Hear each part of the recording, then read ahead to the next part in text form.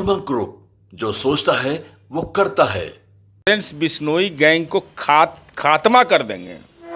उसके बाद इनको फोन आने लगा लॉरेंस बिश्नोई गैंग से, जो उनका दावा है। पहले खत्म करने का दावा किया, फिर उससे डर गए, सिक्योरिटी के लिए चिंता करने लगे कि मेरा क्या होगा। बताइए, वो गरीब कार्यकर्ता, उसका तो जीवन आपने बर्बाद कर दिया। 2 लाख रुपया कह के 2000 मिला है, जैसा पुलिस ने कहा है। पूर्णिया सांसद जो निर्दलीय हैं पप्पू यादव, उन्होंने लॉरेंस बिश्नोई को लगाया था कि हमें धमकी दिया जा रहा था, ऐसा आरोप लगाए थे। लेकिन अब पूर्णिया पुलिस ने उद्भेदन किया है और कहा है कि उन्हीं के आदमी हैं। नहीं, लॉरेंस बिश्नोई गैंग को खात्मा कर देंगे। उसके बाद इनको फोन आने लगा लॉरेंस बिश्नोई गैंग से, जो उनका दावा है। पहले ख़त्म करने का दावा किया, फिर उससे डर गए, सिक्योरिटी के लिए चिंता करने लगे कि मेरा क्या होगा। सीसीटीवी क्या क्या सुनते हैं, 2 करोड़ 3 करोड़ का गाड़ी, क्या क्या सुनते हैं, जो मीडिया के लोग आके बताते हैं, उसी के माध्यम से मिलता है। और जब पुलिस जांच किया तो खोदा पहाड़ निकला चूहिया। पता चला कि इनके दल के ही कार्यकर्ता वो बेचारा था।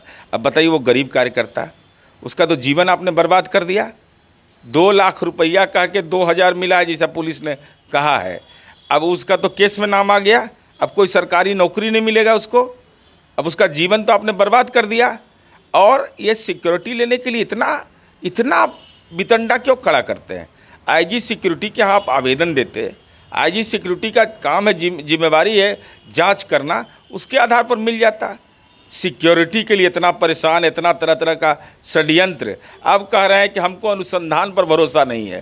पुलिस पर भरोसा नहीं है, राजनीतिक अनुसंधान होगा। आप आईपीएस हैं, आप आईपीएस हैं, आप अनुसंधान करिएगा, कोई अनुसंधान करेगा नहीं। अनुसंधान है तो कोर्ट में जाइए, तो सीबीआई जांच करने की मांग कर रहे हैं। सीबीआई कोर्ट जाने में कौन डर रहे हैं। हाई कोर्ट जाइए कि पूर्णिया पुलिस का अनुसंधान सही नहीं है, तब पता चल जाएगा कौन पैसा दिया, कौन फोन किया, सब पुलिस के पास जानकारी उपलब्ध है। कैसे कैसे मैनिपुलेट हुआ, सब चीज़ की जानकारी है। इसलिए फंस गए हैं। अब कम से कम हम सलाह देंगे कि जो होना था दुर्गति तो हो गया आपका, अब कम से कम चुप रहिए, नहीं तो और फंसते चले जाइएगा। तो बोल रहे हैं कि हमें भरोसा नहीं है, हम अगर सही साबित हुआ तब इस्तीफा दे देंगे। इस तरह की बात, इस्तीफा की बात। अरे तो तत्काल कम से कम वेतन भत्ता रोक दें, कि जब तक पुलिस अनुसंधान जो आया है वो उससे हम सहमत नहीं हैं, हम एमपी का कोई वेतन भत्ता नहीं लेंगे।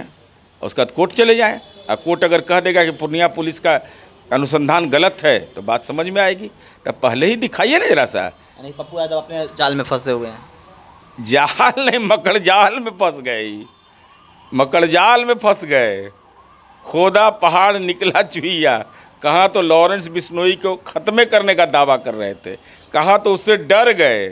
हालत यह इनका हो गया कि अब अपने दल के कार्यकर्ता का ऐसा दुरुपयोग करता है कोई आदमी।